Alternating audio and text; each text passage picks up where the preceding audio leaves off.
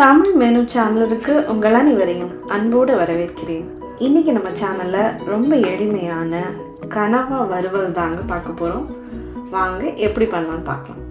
இதுக்கு தேவையான பொருட்கள்: 1/4 கிலோ கனவா நீட்டாக கட் பண்ணி வாஷ் பண்ணி 5-6 தண்ணியில் வாஷ் பண்ணி எடுத்து வச்சுருக்கிறேன்.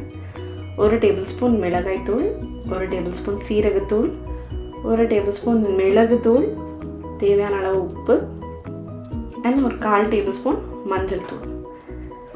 இப்போ இது எல்லா தூளையும் இதில் போட்டு ஒரு 1/2 அன் ஹவர் மேரினேட் பண்ணி வச்சுக்கலாம். உங்களுக்கு மேரினேட் பண்ணுறதுக்கு டைம் இல்லைன்னா நீங்கள் ஜஸ்ட்டு கை வச்சு பிசைஞ்சு வச்சுட்டு உடனே கூட குக் பண்ணிக்கலாம், ஒன்றும் பிரச்சனை இல்லை.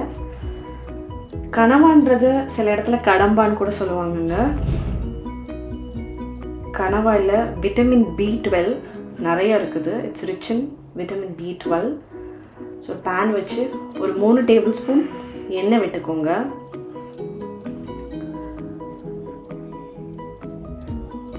ரொம்ப ஈஸியான ஒரு சீ ஃபுட் ரெசிபிங்க இது. கனவா க்ளீன் பண்ணுறது மட்டும்தான் கொஞ்சம் சிரமமான விஷயம். கடுகு போட்டு பொரிஞ்ச பின்ன நம்ம அந்த மேரினேட் பண்ணி வச்சுருக்கிற கனவாயை உள்ளே தட்டிட வேண்டியதான்.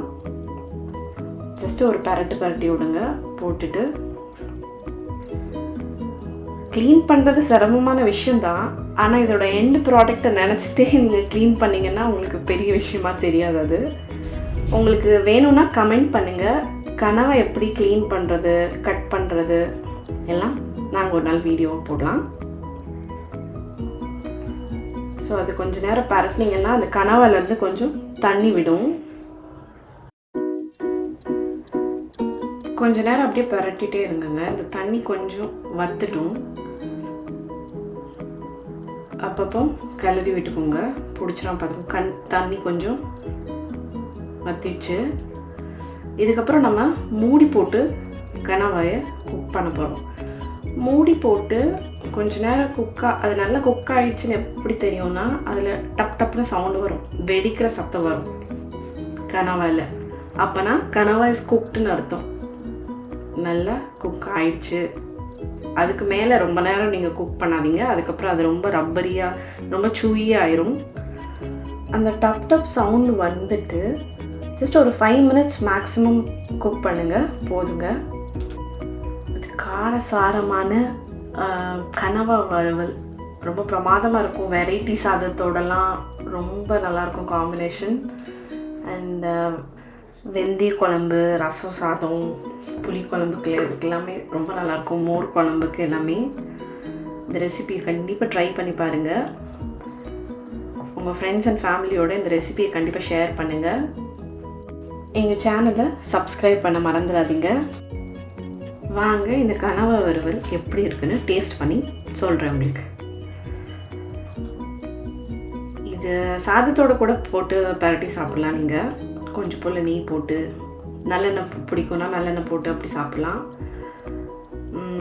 ரொம்ப ஒரு ஸ்பைஸியாக அப்படி நல்லா இருக்குங்க இந்த சீ ஃபுட் சாப்பிட்றதுக்கு கனவா. இதுக்கு முன்னாடி நீங்கள் சாப்பிட்லன்னா கண்டிப்பாக இந்த கனவா வாங்கி ட்ரை பண்ணி பாருங்கள்.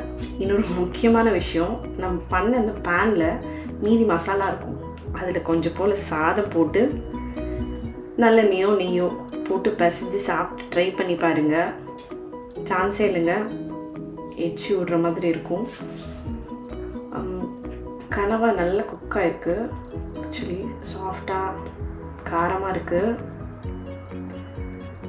இந்த கனவா இந்த சாதமுமே ரொம்ப காரமாக பிரமாதமாக இருக்குங்க.